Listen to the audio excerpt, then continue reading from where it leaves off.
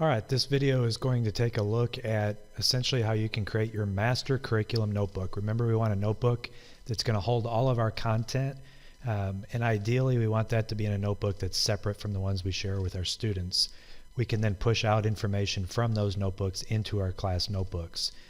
So there's two styles of notebooks. You've got the class notebook, which is what I'm always going to refer to as the dynamic notebook. That's the one that you would share with students. That's going to have the content library, the collaboration space, and private spaces for students. And then just a traditional notebook is one that is basically just got the tabs and pages.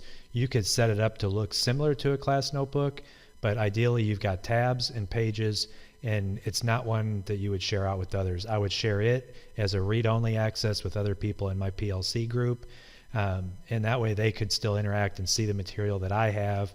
We could share material back and forth and copy it into our own notebooks and things like that. But this video is going to be about creating that, essentially that master notebook that's separate from the ones we're going to share. And then we'll have another video that'll explain the class notebook pieces. So the first thing I'm going to do is go into OneDrive, and in OneDrive I am going to click on the New button, select a new OneNote notebook, and then I'm going to give it a title. And after I've created it, I'm going to get a notebook that's going to open in the online version. So I'm going to select here to edit this in OneNote. Now, generally speaking, your notebooks are all going to be on the left side. I've set mine to where they're on the right side just because that's the way I like to see it. And so up here I have my tabs, and over here I have my pages.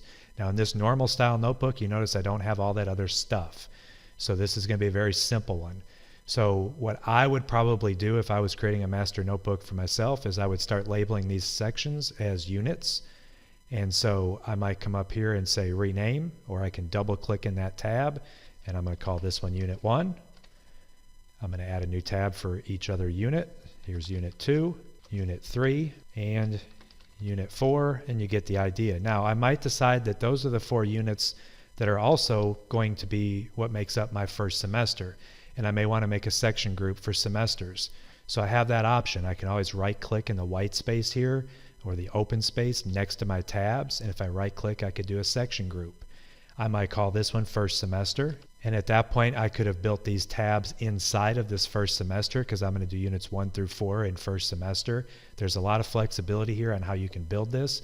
I'm just going to give you some ideas and kind of go through some of the things and the dynamics of what you would do as you're building this out. Now at this point I'm going to move these first 3 tabs. I'm going to say they're all part of first semester, and then second semester is going to be units 4 through 6, which I haven't created some of that yet. But I can simply click with a left mouse click on Unit 1's tab. I can drag it over and hover over the first semester, and then I can just let go right here.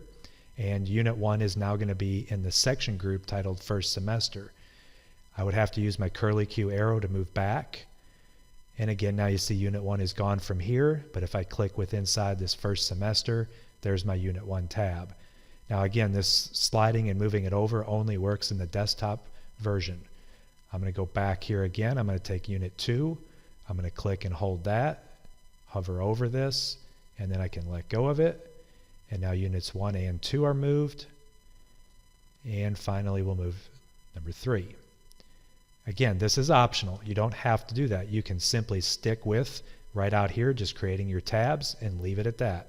I just know some of you like to have it organized even more specifically, so I'm giving you this option. Now I'm going to create another section group. Again, I right click in the open space over here, and I'm going to call this second semester. And I've already created this Unit 4 tab that I really wanted to move. Originally I just messed up, so this is going to happen with you. You're going to get in and you're going to start changing things up. I want you to see that there's a dynamic of being able to move these things around pretty easily. So I'm going to drag Unit 4 into second semester.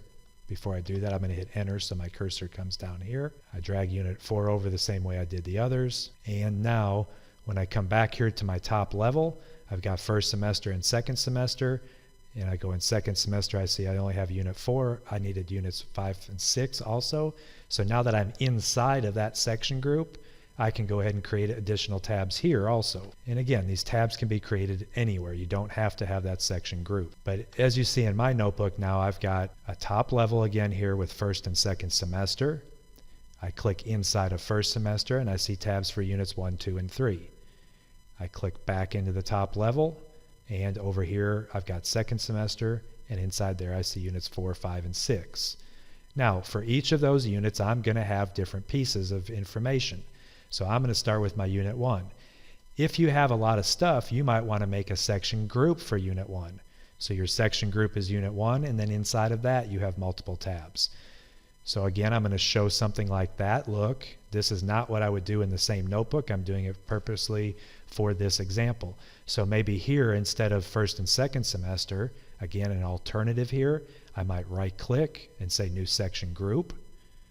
That new section group I'm going to call Unit 1. And now this Unit 1 section group, again, I might not have first and second semester. I would just have this. And so I would have Unit 1, Unit 2, and Unit 3. Then when I click inside Unit 1, I might want to have a tab for handouts. I might want to have a tab for quizzes. I might want to have a tab for class notes. So now this dynamic looks a little bit different. Again, I don't know what's going to work best for your workflow, so I'm giving you two different scenarios.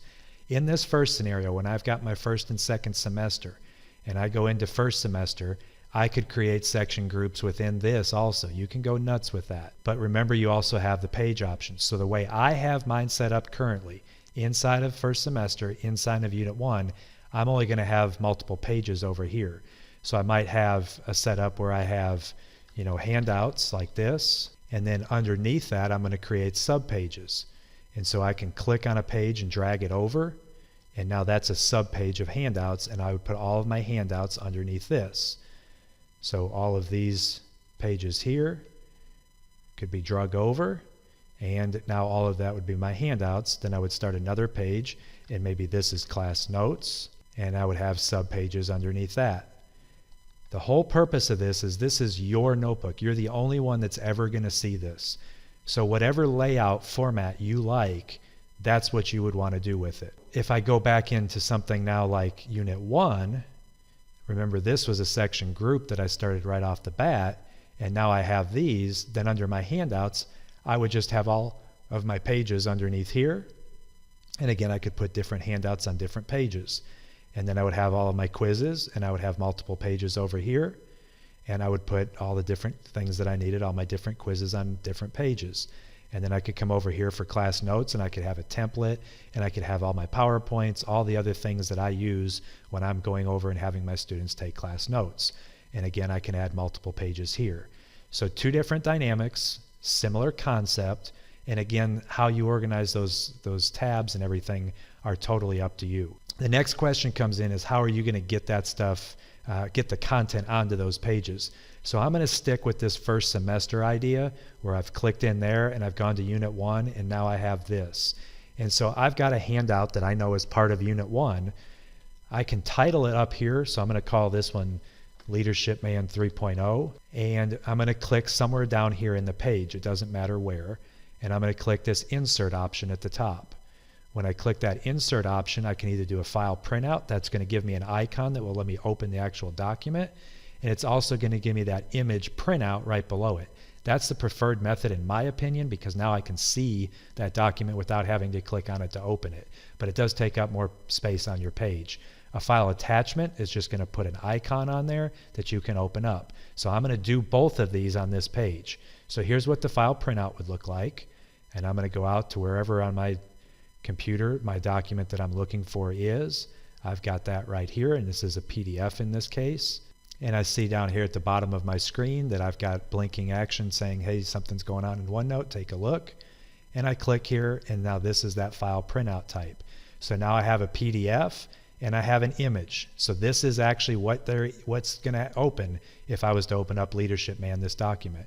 So if I double click on that document and say OK, it's going to open in whatever program that I have set as my default to open up PDF programs. If this was a Word document, it would open up in Word, etc.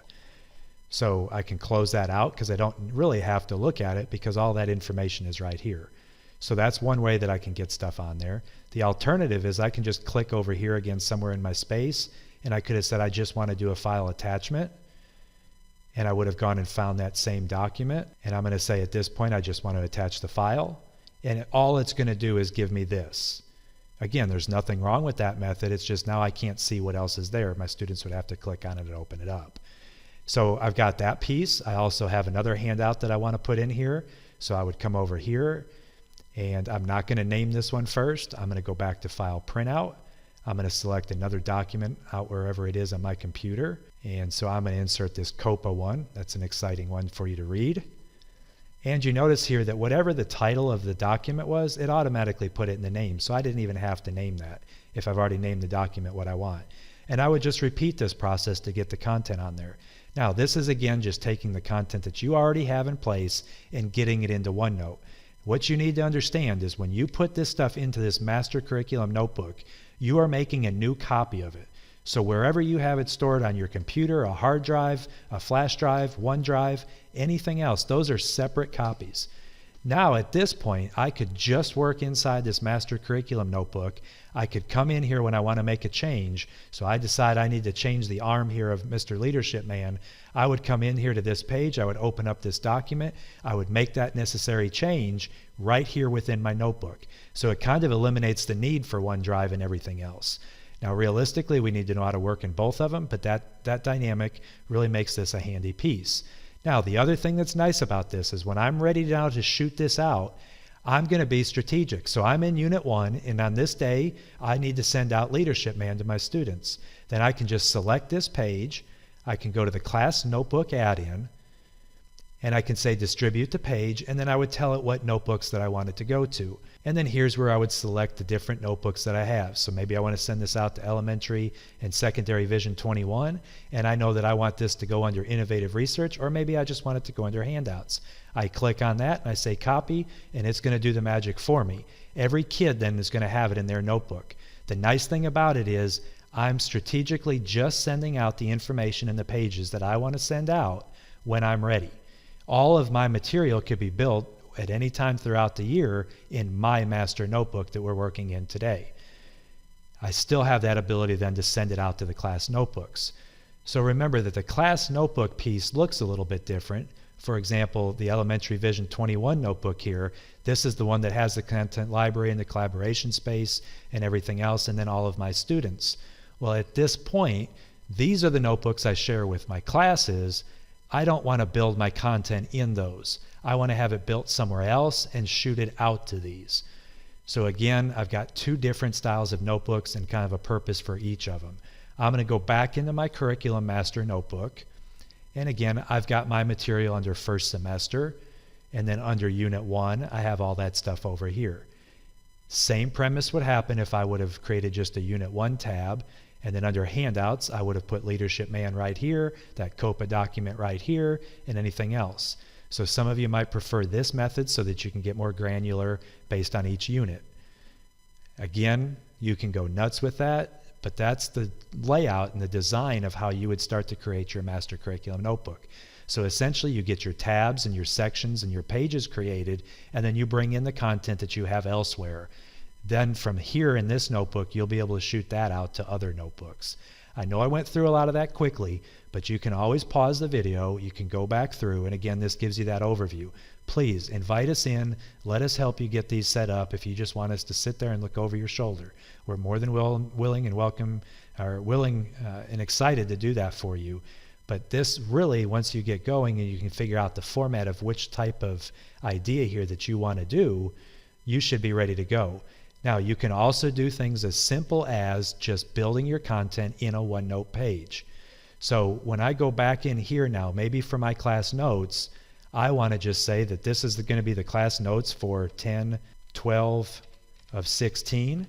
And I'm going to go ahead right down here, and I am just going to copy and paste from my other notes, whatever that content is.